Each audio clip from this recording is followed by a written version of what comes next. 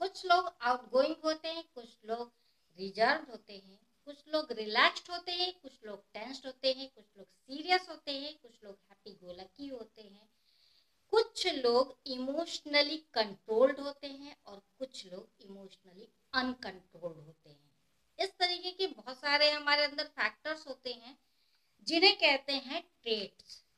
और trait theory जो है वो कैटल्स की थ्योरी को ट्रेट थ्योरी कहते हैं। नमस्कार, मैं हूं सुलोचना, अपने YouTube चैनल में एक बार फिर से स्वागत करती हूं। जी हाँ, आज मैं आप सबके लिए कैटल के थ्योरी के विषय में बताने जा रही हूं और आप लोग ध्यान से समझिएगा। कैटल का जो सिद्धांत है उसे हम लोग फैक्टर एनालिसिस थ्योरी कहते हैं। फैक्टर एनालिसिस थ्योरी, इनके सिद्धांत को समझना बहुत ही आसान है। बस इन्होंने एक छोटा सा परिभाषा दिया है, उसे हम समझ जाएंगे, उसके फॉर्मूले को समझ जाएंगे तो हमारा जो कैटल का सिद्धांत है कंप्लीटली हम समझ गए। चलिए, उनके सिद्धांत को समझने से पहले उन्होंने क्या व्यक्तित्व की परिभाषा दी है उसे समझते हैं। दी हुई परिस्थिति में एक व्यक्ति क्या करेगा, यानी कि जब हमारे सामने कोई परिस्थिति उत्पन्न हो जाती है, जैसे हमें अचानक से कहीं जाना होता है या हमारे सामने अचानक से कोई भी परिस्थिति आ जाती है, सम या विषम, तो हम क्या करेंगे, यही उनके अनुसार व्यक्तित्व है।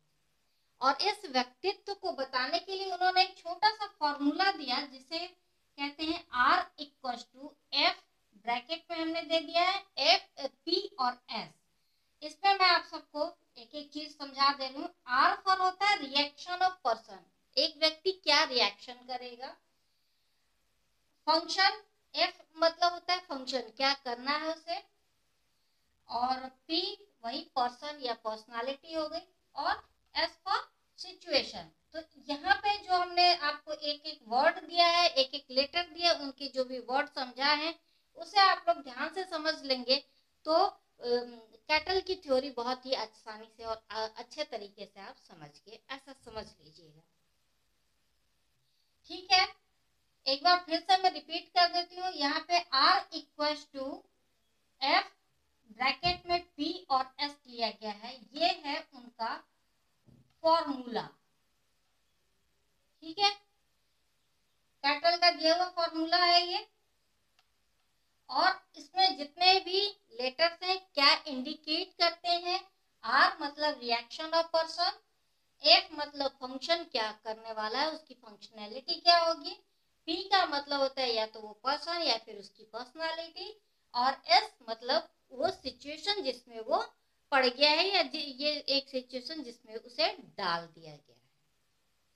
ठीक है, तो ये थ्योरी का पूरा सार हो गया आपका। इसमें ज्यादा कुछ समझने की जरूरत नहीं है, बस आप इतनी सी चीज को समझ लीजिए, उनके सिद्धांत को आपने समझ लिया।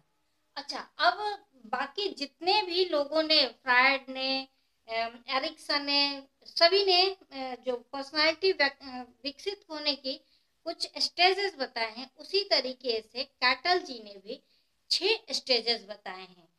6 स्टेजेस में क्या क्या बताया उन्होंने। शैशवावस्था, बाल्यावस्था, किशोरावस्था, परिपक्वता और उत्तर परिपक्वता, उसके बाद आता है बुढ़ापा।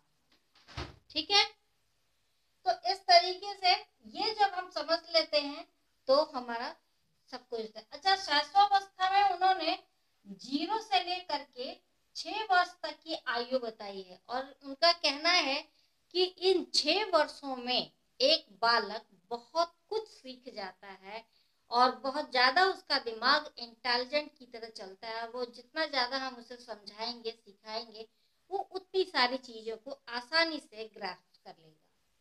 तो आपके घर में भी अगर छोटे छोटे बच्चे हैं तो कोशिश कीजिएगा कि वो बिना मतलब के इधर उधर काम करने के बजाय उनके अंदर कुछ खास चीजों के गुणों को भरने की कोशिश कीजिएगा। जैसे कुछ भी हो सकता है। अभी मैंने एक 6 साल के एक छोटे से बच्चे की जब स्केचिंग देखी तो मेरा दिमाग सही में बिल्कुल कौतूहल से भर गया कि क्या 6 वर्ष का बच्चा इतनी अच्छी स्केचिंग बिल्कुल कॉन्सेप्ट के साथ कर सकता है। उसने पूरी राम सेतु का बनाया, और वो राम सेतु में बिल्कुल सभी चीजें बताई, राम जी की फिगर बताई, सब कुछ बता दिया, हनुमान जी का कौन किस पोजीशन पे करता, कौन सबसे आगे था, कौन पीछे था, मतलब एक एक चीज उसने कर दी। इसका सीधा सीधा मतलब है कि जो हमारे मनोवैज्ञानिकों ने कहा है वो बिल्कुल सही कहा है। तो अपने बच्चों को डायरेक्शन देना आपका ही काम है, तो कृपया आप अपने बच्चों को उस पर ध्यान दीजिएगा।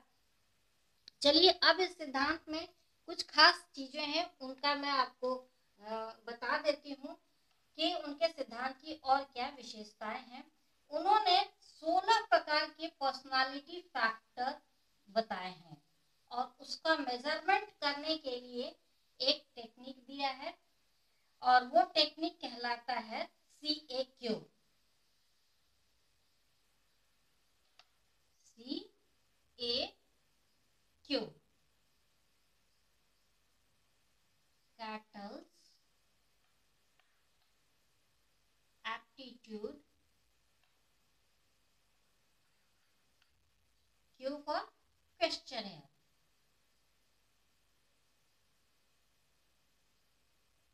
ठीक है, कैटल ने एक अपना क्वेश्चनियर बनाया, यानी कि प्रश्नावली तैयार की, जिससे 16 प्रकार के जितने भी आपके अंदर गुण होते हैं, दुर्गुण होते हैं, या फिर आपकी मनोविकृति होती है या फिर स्नायु विकृति होती है, उससे जांच करने के लिए उन्होंने कुछ खास प्रश्नों को सिलेक्ट किया और उसको मिला करके एक प्रश्नावली तैयार कर दिया। और उस प्रश्नावली का जब आप उत्तर देते हैं तो उससे पता लग जाता है कि आपकी पर्सनालिटी कैसी है, आपका दिमाग किस तरफ जाता है, आपकी मोटिव्स क्या क्या हैं, आपके अंदर बहुत सारे जितने भी खलबलाहट है वो सब क्या है, ये सारी चीजें, बहुत सारी चीजें वो हमें पता चल जाती हैं। तो ये हमारा क्वेश्चनियर हो गया। और उन्होंने क्या दिया है, उनकी जो सिद्धांत है सिर्फ इसलिए ज्यादा पॉपुलर हो गई क्योंकि उन्होंने 16 फैक्टर ऑफ पर्सनालिटी बताया।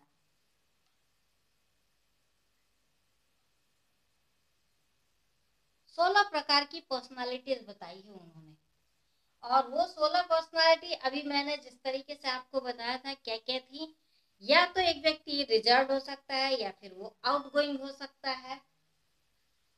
चलिए मैं आपको थोड़ा सा उस पर फोकस कर देती हूँ। हर की पॉजिटिव और निगेटिव दोनों ही पक्ष को लिया है उन्होंने, या तो वो आउटगोइंग हो सकता है या फिर रिजर्व हो सकता है।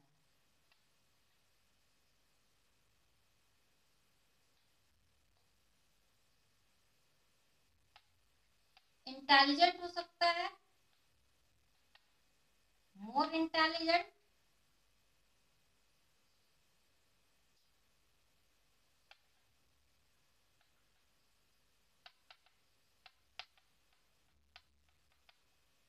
या फिर लेस इंटेलिजेंट हो सकता है।